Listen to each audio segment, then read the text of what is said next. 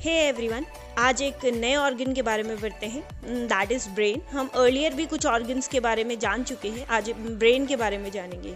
तो ये है ब्रेन, और ब्रेन में 60% होता है फैट, यानी कि ये जो फैट है इसको हम निकाल सकते हैं सर्जरी से, लेकिन ज़रूरत क्या है निकालने की, बट निकाल सकते हैं और कोई इम्पैक्ट नहीं आएगा इतना।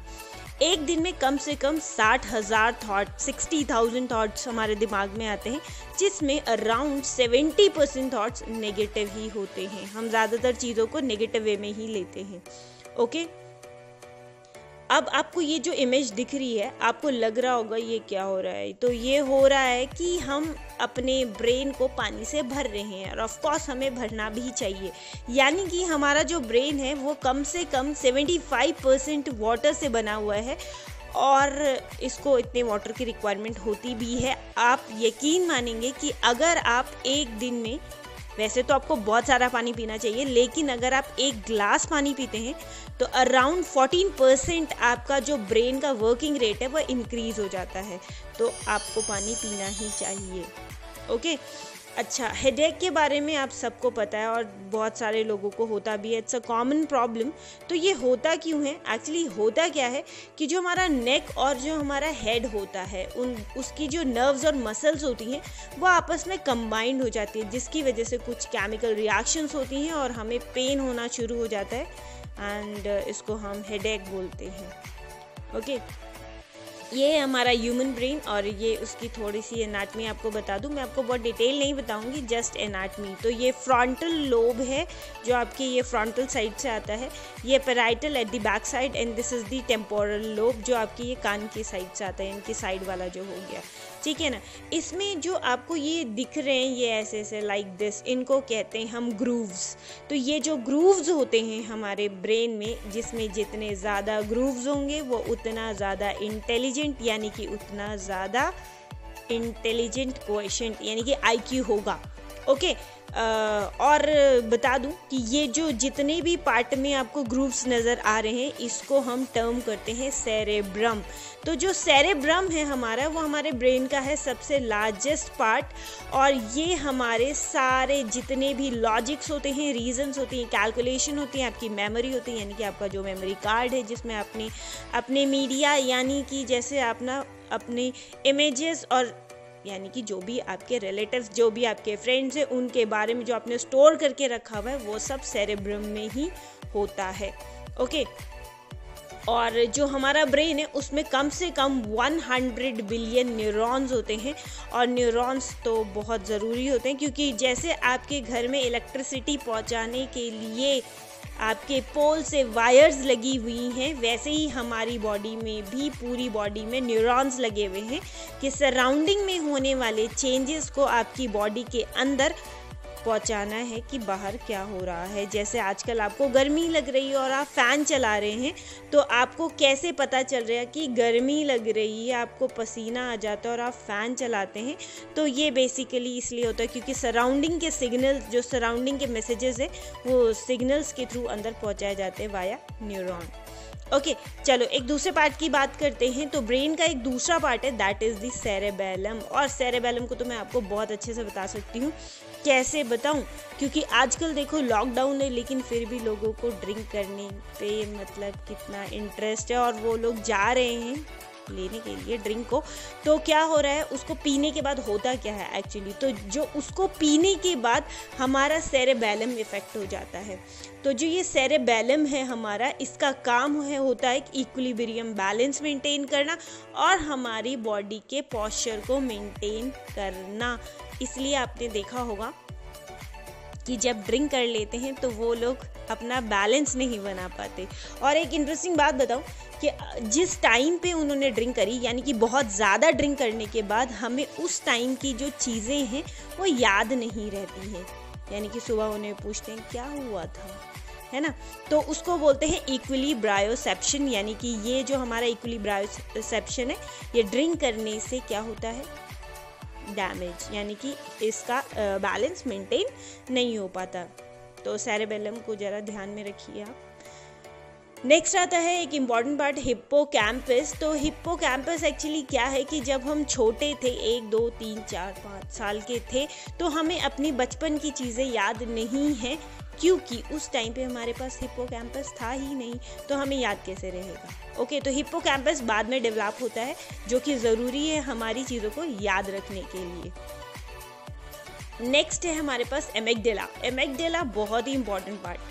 आपको डर लगता है, आपको पहाड़ के ऊपर से फेंक दे तो आपको डर लगेगा, ऑफ कोर्स, है ना। आपको चीज़ों से डर लगता है, तो जो डर लगता है वो क्यों लगता है, क्योंकि हमारे पास एमिगडाला है। तो निकाल दो इससे, डर भी निकल जाएगा। यानी कि अगर हम एमिगडाला को निकाल देंगे तो हमारे अंदर का जो फियर है वो भी ख़त्म हो जाएगा। ओके, तो ये लिम्बिक सिस्टम का पार्ट होता है बेसिकली। खैर छोड़िए, हमें लिम्बिक सिस्टम नहीं पढ़ना है अभी। चलिए एक मिथ और बता दूं आपको। कई आपने बचपन से देखा होगा, आप सुने, अरे आइंस्टाइन है भाई, जिसने 10% अपने दिमाग का यूज़ किया, और हम लोग 0.1 0.001 अप्रॉक्स इतना यूज़ करते हैं, जो कि बिल्कुल गलत कॉन्सेप्ट है। एक्चुअली हम लोग अपने दिमाग का यूज़ 10% से भी ज़्यादा यूज़ करते हैं जब हम सो रहे होते हैं। यानी कि सोते हुए जब हम इतना यूज़ कर सकते हैं, तो उससे ज़्यादा ही ऑफकोर्स यूज़ करते होंगे ना। तो this is myth. Okay, next है और एक और बड़ी चीज़ है जिसको हम बोलते हैं भाई लेफ्ट ब्रेन है, राइट ब्रेन है। ये राइट हैंड से लिखता है तो इसका लेफ्ट एक्टिवेटेड होगा, ये लेफ्ट हैंड से लिखता है तो राइट ब्रेन एक्टिवेट होगा। ऐसा कुछ नहीं होता, हमारे दोनों ब्रेन वर्क करते हैं, इसीलिए इसको not left not right, it's a whole brain. Okay, तो जितनी भी हमारी चीज़ें होती हैं वो सब हमारे लेफ़्ट और राइट ब्रेन दोनों ही मैनेज करते हैं। इवन एक चीज़ और आपको बताऊं, जैसे आप किसी ऑब्जेक्ट को भी देखते हैं ना, तो आपकी दोनों आंखें देखती हैं, आपकी दोनों आंखों में सेम इमेज बनती है, क्योंकि यहाँ बीच में होता है कॉर्पस कैलोसम। तो कॉर्पस कैलोसम का काम होता है कि वो यहाँ की चीज़ें यहाँ ट्रांसफ़र करना और यहाँ का यहाँ ट्रांसफ़र करना। यानी कि अगर आप चल रहे हैं तो आपके दोनों पैरों का जो कोऑर्डिनेशन है, आपके हाथों का कोऑर्डिनेशन है, वो इसीलिए हो पा रहा है क्योंकि आपके ब्रेन में कॉर्पस कैलोसम दोनों हेमिस्फेयर में ट्रांसफ़र कर रहा है। और आपको दिखाई दे रहा है यहाँ पर ये ग्रूव्स है, तो यानी कि हम बात कर रहे हैं सेरेब्रम की। ओके, तो ये सेरेब्रम के 2 ग्रूव्स हो गए। अच्छा देखो, ये आंटी जी जो यहाँ अंदर जाने वाली है, ये एक्चुअली इसको बोलते हैं सीटी स्कैन। ये है सीटी स्कैन यानी कि कंप्यूटर टोमोग्राफी। और बहुत सारे लोगों को सिर्फ ये लगता है कि सीटी स्कैन हमारे दिमाग के लिए किया जाता है, जबकि बिल्कुल गलत। यानी कि ये हमारी बोन, मसल्स, फ्रैक्चर्स और कोई भी cancer, heart diseases, liver, lungs, nodule, इन सब को डिटेक्ट करने के लिए सीटी स्कैन कराया जाता है। काफ़ी छोड़ो, रहने दो, अजीब सी टेक्निक है, मतलब थोड़ा टिपिकल होता है सीटी स्कैन, बहुत टाइम टेकिंग होता है, around 40 minute you have to lay down inside it. Okay, खैर छोड़िए, कभी सीटी स्कैन के बारे में अलग से पढ़ेंगे। वाओ, चॉकलेट्स देखिए, डेयरी मिल्क, किट कैट, अच्छी लगती होंगी सबको, है ना। चॉकलेट्स जो हैं, अगर जब भी आपको इनकी स्मेल मिलती है, कहीं से चॉकलेट्स आपको मिलती हैं, तो आपके अंदर एक वेव्स प्रोड्यूस होती हैं आपके दिमाग में, और आपको बहुत ही रिलैक्स फीलिंग आती है। वैसे भी चॉकलेट्स खा लेनी चाहिए, इट्स गुड फॉर हेल्थ, ज़्यादा नहीं खानी चाहिए, it's bad for teeth also. Okay, cellphones और टीवी, लैपटॉप, ये सब है हमारे घर में। और हमारे घर में अगर बच्चे भी हैं तो मैं आपको बता दूं कि सेल फोन और जो टीवी देखना है, इससे हमारे ब्रेन का डेवलपमेंट कम होता है। बल्कि अगर हम उनको बुक्स पढ़ने को दें या उनको स्टोरीज़ नैरेट करें, उनको स्टोरीज़ बताएं, तो वो इमेजिनेशन पावर बढ़ती है, जिससे बच्चों का ब्रेन में डेवलपमेंट ज़्यादा होता है। ओके, तो आपने पंचतंत्र की कहानियाँ, जो भी कहानियाँ हैं, बुक्स हैं, इन सब को उनको प्रोवाइड करा सकते हैं और उन्हें कहानियाँ सुना सकते हैं। ओके, चलिए, ये मैं आपको बता चुकी हूँ, जितनी जितनी चीज़ें आप सीखते रहते हैं उतने उतने हमारे ग्रूव्स इंक्रीज़ होते रहते हैं, और यही हमारे आईक्यू को डिसाइड करते हैं।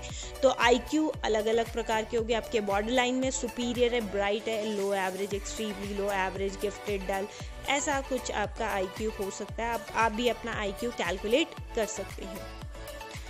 ओके, अब सोते सब हैं, ड्रीम्स भी सबको आते हैं।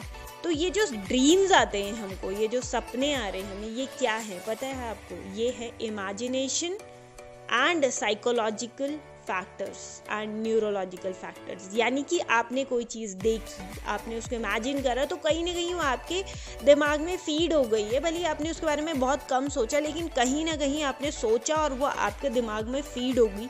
आपने इमेजिन किया, या साइकोलॉजिकली आप किसी चीज़ से इफेक्ट हुए, या आपको कोई न्यूरोलॉजिकली प्रॉब्लम हुई, तो वो आपके दिमाग में फीडेड है और फिर वही आपके सपने में आता है जब आप सो रहे होते हैं। ओके, तो ऐसे सो रहे होते हैं इतने प्यार से, ठीक है। The brain can't feel pain, हमारे दिमाग में कभी भी दर्द नहीं होता। सर दर्द एक अलग चीज़ है, यानी कि headache is a different thing, but brain में कभी दर्द नहीं होता, क्योंकि ब्रेन में कोई भी पेन वाली वेन नहीं होती। वाओ, पेन वाली वेन नहीं होती, ठीक है। तो ह्यूमन ब्रेन जो है, जैसे जैसे हम बूढ़े होते जाते हैं वैसे वैसे हमारा जो ब्रेन है वो स्मॉल होता जाता है, और जनरली ये होता है आपका मिडिल एज के बाद। लेकिन इसका मतलब ये नहीं है कि हम दिमाग से कमज़ोर होते जाते हैं, नहीं, वो दिमाग आपका ठीक है, वो थोड़ा सा श्रिंक होने लगता है, लेकिन हम तब भी अपनी मेमोरी पावर बढ़ा सकते हैं। ओके, ममीफिकेशन, ये इजिप्ट जो है, आपको पता होगा इजिप्ट जिसको हम मिस्र भी बोलते हैं, वहाँ पर ये पिरामिड्स, ये मम्मीज़ बनाई जाती है। आपने मूवी भी देखी होगी द मम्मी, तो उसमें क्या करते थे, ममीफिकेशन यानी कि मम्मी बनाने की जो प्रोसेस है, उसमें से वो क्या करते थे, उस टाइम पे उनकी नाक से उनका ब्रेन निकाल लेते थे। वाह, मतलब उनकी नाक से उनका ब्रेन निकाल लेते थे। पता नहीं क्या करते थे, मुझे नहीं पता, लेकिन हाँ मुझे पता है कि ममीफिकेशन के टाइम पे उनका नाक से ब्रेन निकाल लेते थे। ओके, एक चीज़ और है, अच्छा पहले आपको मैं सिखा दूँ। ये देखिए, ये दया, पता होगा ना आपको, CID आप देखते होंगे कभी, या आपको नाम तो सुना ही होगा आपने, CID, है ना। तो ये क्या करते, कोई इनको मिलता है कल्प्रिट, मतलब कल्प्रिट तो नहीं मिलता, सॉरी, मतलब कोई भी जो भी इनको व्यक्ति मिलता है, उससे कहते हैं कि भाई उसकी इमेज बनवाओ। जो भी आपने देखा खून करते हुए आपने उसको देखा, उसकी इमेज बनाओ।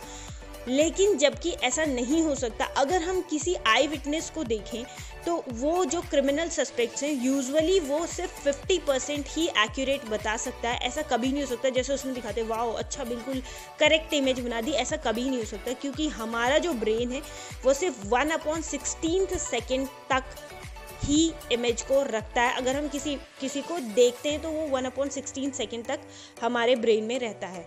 ओके, तो ये बहुत डिफिकल्ट होता है ब्रेन को याद रखना इतनी डिटेल्स की, उसकी नाक ऐसी है, उसके कान ऐसे, उसकी आँख ऐसी है। लेकिन हाँ, अगर हम बहुत ज़्यादा फेमिलियर हैं तो भी हम उसको 50% अराउंड उसको बता सकते हैं। इन जनरल तो बिल्कुल नहीं बता सकते, तो थोड़ा फर्जी तो ये चलता है। ओके, किसी के साथ मिसहैपनिंग हो जाती है तो कोई ऐसा ट्रॉमेटिक इवेंट्स हो जाता है, ट्रॉमा में यानी कि जो मतलब कुछ अजीब सी चीज़ें घटनाएं जो हो जाती किसी के साथ, मतलब तो इस केस में भी याददाश्त जाने की, यानी कि जो रिमेंबर डिटेल्स जो भी हमारे ब्रेन में होती हैं, हमारी जो मेमोरीज होती हैं वो लॉस हो सकती हैं। हमारा जो ब्रेन है कम से कम 20% ऑक्सीजन लेता है हमारे ब्लड से, यानी कि आप जितनी भी ऑक्सीजन लेते हैं उसका 20% हमारा ब्रेन ले लेता है। इसलिए ज़्यादा से ज़्यादा क्या करें, सांस लें, कपालभाति करें, ताकि आपकी बॉडी में जितना ऑक्सीजन जाएगा उतना ही आपका ब्रेन उसको यूटिलाइज कर पाएगा और उतना ही आपको क्या होगा, फ़ायदा होगा, आपका ब्रेन उतना ही तेज चलेगा। चलिए देखिए, स्कूल वाले बच्चे होते हैं, जब भी आप स्कूल से घर आते हो आपको बड़ी भूख लगी होती है, या कभी भी ऐसा कोई सिचुएशन देखा होगा जब भी आपको बहुत भूख होती है तब आप बहुत गुस्से में होते हैं। It's a state of anger cause by a lack of food, hunger से ही एंगर आया है।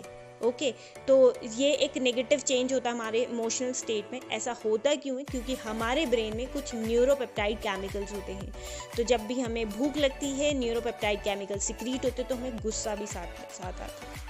तो आज के बाद कोई गुस्सा नहीं करेगा, दूसरा वाला कि इसे गुस्सा क्यों आ रहा है। आई होप आप समझ रहे होंगे मैं क्या कह रही हूँ, पता नहीं। ओके, नेक्स्ट आते हैं ब्रेन ट्यूमर पे। जो लोग बहुत ज़्यादा एक्सेसिव सेलफोन यूज़ करते हैं फॉर अ लॉन्गर टाइम, यानी कि कॉन्टिन्यूसली आप 2, 3, 4 घंटे से बैठे हो सेलफोन पे, तो ब्रेन में ट्यूमर्स जनरेट होने के चांसेस बढ़ जाते हैं। ओके, तो ये कुछ बातें थी हमारे ब्रेन के बारे में, और कुछ और बातें बता देती हूँ कि जैसे हम बोलते हैं कि हेलमेट पहनना चाहिए। हाँ, वेरी गुड, पहनना चाहिए ऑफ कोर्स, लेकिन 80% चांसेस तब भी होते हैं कि हम डैमेज हो सकते हैं, मतलब हेड डैमेज हो सकता है। लेकिन इसका मतलब ये नहीं है कि आप हेलमेट नहीं पहनेंगे। हेलमेट आपको तब भी पहनना है, एटलीस्ट 20% तो आप सेफ रहेंगे। Very good. ओके, एक बात और बताऊं, अगर हम 1 सेकेंड देखें, 1 सेकेंड कितना छोटा होता है ना, 1 सेकेंड, तो हमारे ब्रेन में 1 सेकेंड में 1 लाख केमिकल रिएक्शंस हो जाती हैं, है ना। और एक चीज़ और बताऊं, कुछ लोग ऐसे कहते हैं ना, वैसे आजकल सब लोग महाभारत देख रहे होंगे, उसमें ना महाभारत में एक सहदेव है जो सबसे छोटा ब्रदर है, आई डोंट नो छोटा या सेकंड लास्ट छोटा, पता नहीं, है ना। वो है तो उसको पहले से ही पता चल जाता है कि ये होने वाला है, आप देखना। तो एक्चुअली क्या है कि वो उसको बोलते हैं MDS, यानी कि मिड ब्रेन डोपामाइन सिस्टम। ये एक ऐसा सिस्टम होता है जो कुछ लोगों के दिमाग में होता है और कुछ में बहुत ज़्यादा ही डेवलप्ड होता है, जिनको पहले ही पता चल जाता है कि ये सारी चीज़ें होने वाली हैं, और मतलब सपोज करके बता देती कि ऐसा कुछ हो सकता है। तो उनके ब्रेन में MDS यानी कि मिड ब्रेन डोपामाइन सिस्टम होता है, जिसकी वजह से उन्हें थोड़ा बहुत फील आना शुरू हो जाता है। ओके, तो होप सो आपको ये सारी चीज़ें समझ में आया होगा। और एक चीज़ और बता दूं कि आपके ब्रेन को उतना ही बुरा लगता है जैसे कि आपको चोट लगने का बुरा लगता है। जब कोई आपको इग्नोर करे, तो आपको कोई इग्नोर करता है तो ब्रेन को बड़ा बुरा लगता है। Okay, I am so happy कि मैंने आपको इतनी सारी चीज़ें बताई, और होप सो आपको समझ में आया होगा। तो please like, subscribe and share. Thank you.